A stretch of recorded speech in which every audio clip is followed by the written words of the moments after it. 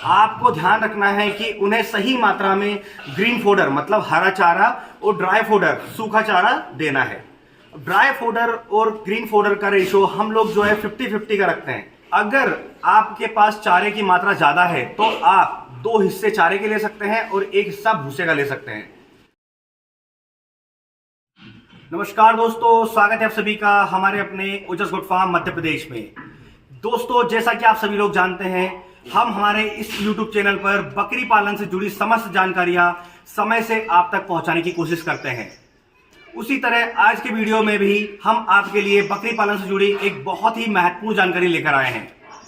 आज के वीडियो में मैं आपको बकरी पालन से जुड़ी बकरी पालकों की सबसे बड़ी समस्या का समाधान देने आया हूं। जैसा कि आप सभी लोग जानते हैं, हम बकरी पालकों की एक सबसे बड़ी समस्या है हमारे बकरे बकरियों का समय से वजन नहीं बढ़ना, उनकी हाइट नहीं बढ़ना, उनके बालों में चमक नहीं रहना। ये एक ऐसी समस्या है जो हर नया बकरी पालक, हर पुराना बकरी पालक इस समस्या से जूझ रहा है। हमारे पास कई बकरी पालकों के फोन आते हैं, हमारे वीडियो के कमेंट में भी लोग यही सवाल करते हैं कि सर, हम हमारे बकरे बकरियों को संतुलित आहार, संपूर्ण दाना मिश्रण जो होता है, जो बैलेंस डाइट होती है, वो देते हैं, उसके बाद भी बकरा बकरी का वजन जो बढ़ना चाहिए, जो उसकी हाइट बननी चाहिए, वो नहीं बनती है। तो आज के वीडियो में मैं आपको एक ऐसा शानदार दाना मिश्रण बताने वाला हूं जिससे आप अपने बकरा बकरी को अगर 1 महीना भी खिलाकर देखेंगे तो रिजल्ट आप खुद देखेंगे। क्योंकि उस दाना मिश्रण का रिजल्ट इतना ज्यादा शानदार है कि आपको सिर्फ 1 महीना उसे ट्रायल पे लेना है। फिर आप देखिएगा कि आपके बकरों का वजन भी बढ़ेगा, आपकी बकरियों की हाइट भी बढ़ेगी और उनके बालों की चमक भी कहीं नहीं जाएगी। जैसा कि आप लोग जानते हैं, हम एक बकरे को जब तैयार करते हैं तो हम उसे बहुत ज्यादा सोच समझ के तैयार करते हैं कि वो 1 साल बाद आने वाली ईद पर, या हम ब्रीडिंग लिए तैयार करते हैं तो 1 साल बाद जब वो ब्रीडर बनकर सेल होगा तो वो हमें बहुत अच्छी इनकम देके जाएगा। पर हम जो दाना मिश्रण उसे दे रहे होते हैं, या तो हमें पता नहीं होता है कि वो दाना मिश्रण को डाइजेस्ट नहीं कर पा रहा है, या फिर जो दाना मिश्रण आप खिला रहे हैं हो सकता है वो 100% फुल बैलेंस डाइट ना हो। क्योंकि दाना मिश्रण कब देना है, कैसे देना है और कितनी मात्रा में देना है, ये बहुत महत्वपूर्ण है। दाना मिश्रण तो कोई भी बना लेता है, पर एक कंप्लीट जो बैलेंस डाइट होती है उसमें आपको कौन सा अनाज का कितना परसेंटेज लेना है वो जानना बहुत जरूरी है। तो आज के वीडियो में मैं आपको दाना मिश्रण से जुड़ी सारी जानकारी आपको विस्तार से दूंगा, जिससे कि आप अपने बकरों को भी खिला सकते हैं, अपनी बकरियों को भी खिला सकते हैं। तो वीडियो शुरू करने से पहले मैं आपको बोलना चाहूंगा कि अगर आपने अभी तक हमारे चैनल को सब्सक्राइब नहीं किया है तो चैनल को सब्सक्राइब कर लीजिए, ताकि समय से बकरी पालन से जुड़ी जानकारी आपको मिलती रहे। जो दाना मिश्रण आज मैं आपको बताने वाला हूं उसमें सबसे पहला अनाज हम लेंगे मक्का। मक्का बकरे बकरियों के लिए बहुत ज्यादा फायदेमंद है। दूसरा अनाज जो हम ले रहे हैं वो है गेहूं। कई लोग गेहूं को सीधा खिलाते हैं, सीधा मतलब साबुत अनाज, बिना उनके टुकड़े किए, तो ऐसा कभी ना खिलाएं। तीसरा अनाज हम लेंगे चोकर, जो कि गेहूं से बनता है। चौथा अनाज हम लेंगे खल। खल में मैं आपको किसी भी खल के लिए नहीं बोलना चाहूंगा कि आप सरसों का खल खिलाइए या मूंगफली का खल खिलाइए। आपके शहर में जो खल सस्ती हो वो आप खिला सकते हैं। अगर आप 1 बकरा या 2 बकरे या 1 बकरा बकरी पाल रहे हैं, आप शौकीन तौर पे पाल रहे हैं और उन्हें तैयार करना चाहते हैं और आपका पॉकेट अलाउ करता है, तो आप उन्हें मूंगफली की खल खिलाइए। लेकिन जब आप बकरी पालन को कमर्शियल रूप से बिजनेस के तौर पे कर रहे हैं तो जो खल सस्ती हो आपके शहर में आप वो मिला सकते हैं। तो चौथा अनाज हमारा खल हो जाता है। 5वां जो अनाज है वो है चना चूरी। आप चने को डायरेक्ट ना खिलाएं, क्योंकि कुछ बकरा बकरी ऐसे होते हैं जो डाइजेस्ट कर जाते हैं, पर कुछ बकरा बकरी डाइजेस्ट नहीं कर पाते हैं और मैंगनी में निकाल देते हैं, जो हमें पता भी नहीं होता है। हमारा पैसा भी लग जाता है और बकरे बकरियों के शरीर को लगता भी नहीं है। उसके बाद जो सबसे लास्ट अनाज हमारा बचता है वो बचता है सोयाबीन सीड्स। सोयाबीन सीड्स आप सभी लोग जानते होंगे। सोयाबीन हमें इसके अंदर जरूर मिलाना है। आपको बरसात के मौसम में और एक ठंडी के मौसम में, जो शरद ऋतु होती है, इन 2 मौसम में दाना मिश्रण के अंदर सोयाबीन जरूर मिलाएं। क्योंकि सोयाबीन सीड्स एक ऐसा अनाज है जो कि हमारे पूरे दाना मिश्रण को संतुलित आहार बनाता है। क्योंकि सोयाबीन के अंदर प्रोटीन की मात्रा बहुत ज्यादा होती है।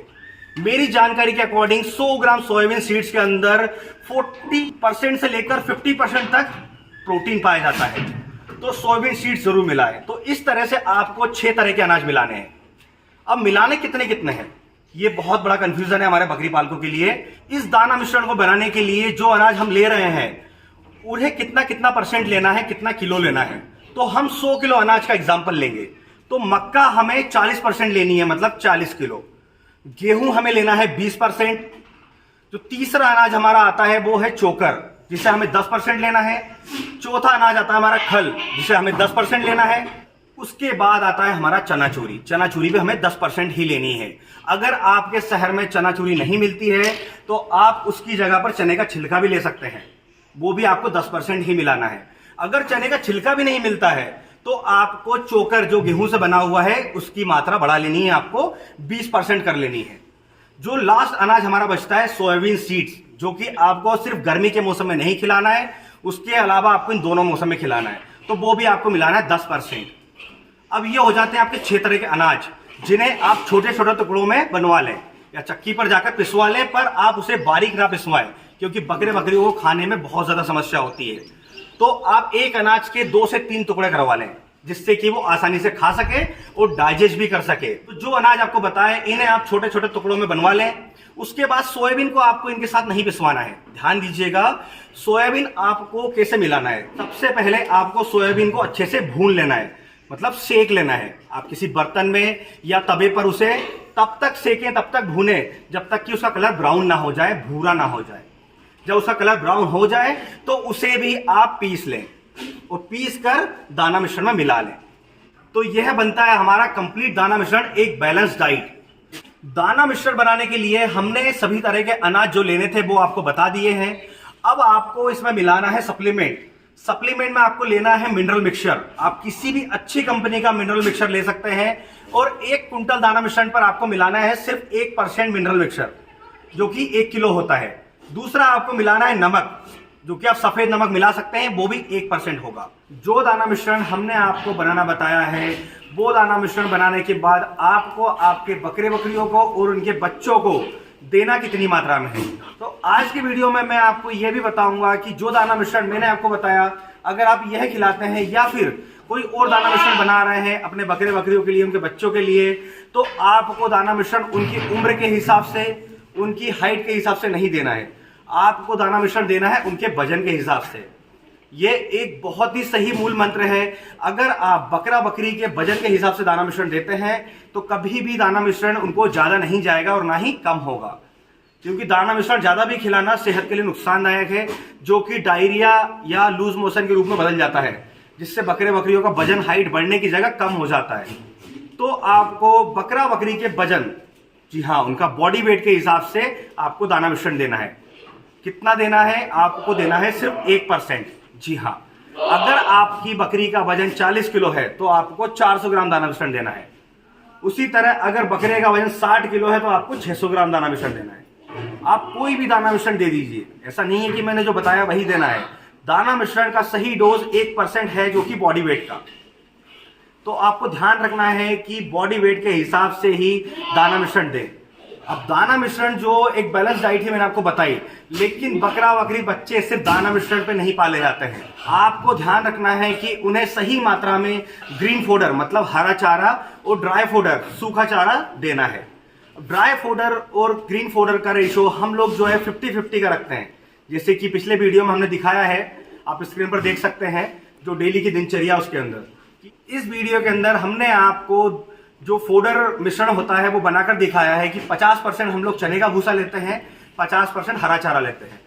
अगर आपके पास चारे की मात्रा ज्यादा है तो आप 2 हिस्से चारे के ले सकते हैं और 1 हिस्सा भूसे का ले सकते हैं, जिससे कि जब आप ये दाना मिश्रण देंगे तो साथ में उसे ग्रीन फोडर और ड्राई फोडर भी सही मात्रा में मिलेगा, तभी जाकर आपका बकरी बच्चे सही से ग्रोथ करेंगे। क्योंकि without green fodder, without dry fodder उनकी डाइट कभी पूरी नहीं होती है। अब इस दाना मिश्रण को देने से पहले एक जरूरी काम आपको करना है, और वो है आपके बकरियों की डिवर्मिंग। अगर आपने पिछले 2 महीने में बकरी की डिवर्मिंग नहीं की है तो आप उनकी डिवर्मिंग जरूर कर दें एक अच्छी डिवॉर्मर दवा से। दवा आप कोई भी अच्छी कंपनी की ले सकते हैं। डिवर्मिंग के ऊपर हमारा वीडियो बना हुआ है, अगर नहीं देखा है आपने तो उसका लिंक मैं डिस्क्रिप्शन में डाल दूंगा, जिससे कि आप एक अच्छी कंपनी की दवा से उनकी डिवर्मिंग कर सके पूरी सावधानियों के साथ। उस डिवर्मिंग के बाद आपको देना है आपके बकरे बकरियों को 10 दिन लीवर टॉनिक। जी हां, 10 दिनों तक। वो आपको कितनी देनी है वो भी उस डिवर्मिंग वाले वीडियो में आपको जानकारी मिल जाएगी। तो ये काम आपको सबसे पहले करना है। उसके बाद आपको इस दाना मिश्रण को अपने बकरे बकरियों को देना है, जिससे कि बहुत ही शानदार रिजल्ट आएगा। तो दोस्तों, जो दाना मिश्रण मैंने आपको अभी बताया वो आप एक बार अपना एक बकरा एक बकरी को टारगेट करके खिलाकर देखें। जिस दिन से आप यह दाना मिश्रण चालू करेंगे उस दिन आप उस बकरे का बकरी का जो भी आप टारगेट कर रहे हैं उसका वजन कर लें और 1 महीने खिलाकर 1 महीने के बाद आप उसका वजन करें, तो आप देखेंगे उसका रिजल्ट बहुत ज्यादा शानदार आएगा।